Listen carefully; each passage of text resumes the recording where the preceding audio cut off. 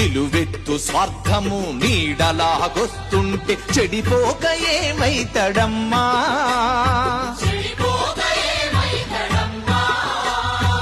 ఆత్మీయ బంధాల ప్రేమ సంబంధాల దిగజారుతున్నడోయమ్మా.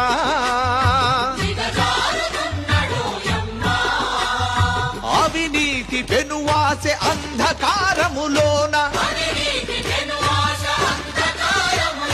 చిక్కిపోయి రోజు శిథిలమవుతున్నాడు, మాయమైపోతున్నాడమ్మా మనిషన్నవాడు. మచ్చుకైనా